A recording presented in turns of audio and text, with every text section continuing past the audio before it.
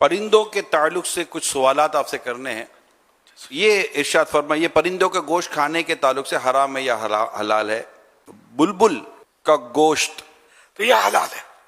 کبوتر حلال. اچھا شاہین شاہین یہ غم چیل کی قسم ہے، ہاں تو یہ حرام ہے. شتر مرغ حلال ہے. چکور حلال. مور حلال. چیریا حلال. ادخ حلال ہے. مینا حلال. مینا حلال ہے. اور بگلا حلال. ماشاء پرندے تو لاکھوں کروڑوں قسم کے ہوں گے، وہ ملک با ملک الگ الگ طرح کے پرندے ہوتے ہیں، تو ان سب کے نام تو ناممکن ہے.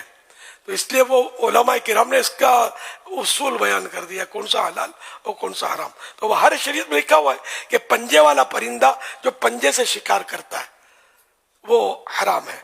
جیسے کہ چیل یہ پنجے سے شکار کرتی ہے تو یہ حرام ہے. صلو علی الحبیب صلی اللہ علی محمد.